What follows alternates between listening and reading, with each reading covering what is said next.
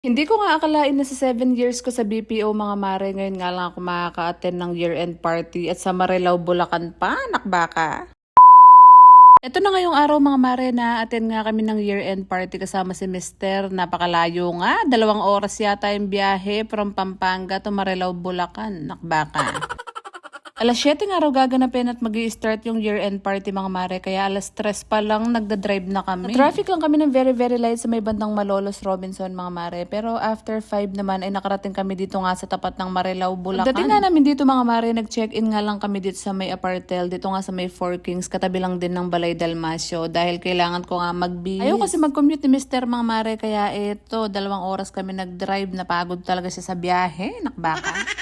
Dala ko na lang din dito yung dress na susuotin ko mga mare. At eto, shoutout nga pala sa kaibigan ko at kumare kong si Rachel. Dahil siya yung nagpahiram sa akin. Maghahanap nga rin sana ako ng makeup artist or salon dito na magme-makeup sa akin mga mare. Pero dahil alas 6 na nga ng gabi dyan, ay ako na nga lang yung magme-makeup sa sarili ko. Dahil wala na nga ang oras. Minsan na nga lang ako umatin ng party mga mare. Yung dress pa na napili ko. Ay Diyos ko, sobrang lapad ko. Nakbaka. Papatungan ko na nga lang yun ng blazer mga mare para nga hindi makita yung 2 palo-palo ko na braso, nakbaka. Pagbaba nga namin ng apartel mga mare, pinasuot ko na nga yung sandals ko kay Mister para nga dire-diretso na kami dun sa event. Diyos ko, kung di ganito yung jowa mo, hiwalayan mo na. Chares. Buti na lang talaga mga mare ay suportado ako ni Mister kahit malayo talaga yung binyahin niya. Sumama talaga siya sa akin para lang umatin dito sa year-end party na to. Dahil nga alas 7 na ng gabi dyan mga mare, dumiretso na nga kami dito sa event at saktong-sakto naman nandito na rin yung karamihan sa mga team Unifin. Nagantay nga lang kami ng ilang minuto dyan mga mare dahil yung host ay may pag-games nga na Pinoy Henyo. Or pangyayari? Hindi. Tao talaga.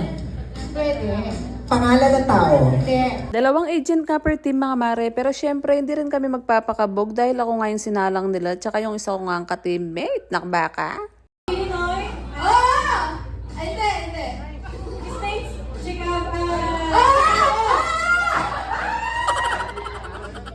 4 na team nga yung naglaro dyan mga mare, pero kami nga yung nanalo dahil 40 seconds nga lang ay nahulaan na nga namin. Kaya eto, Diyos ko, after nga namin maglaro ay nagutom na kami. So yun nga mga mare, dahil home base nga kami at hindi nga lahat naka-attend dahil yung iba nga malalayo yung lugar, may Davao, may Iloilo. Kaya eto, ilan lang din kaming naka-attend. Pagpasensya nyo na rin mga mare, medyo very light lang yung makeup ko dyan dahil ako lang naman yung gumawa at hindi rin talaga ako sanay mag-dress for today's video. Kaya eto yung naging itsura ko, hindi talaga ako medyo nasiyahan. Chares.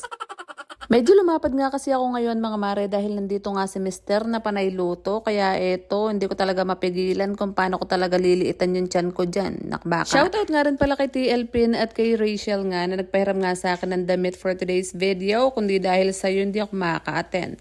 Chares.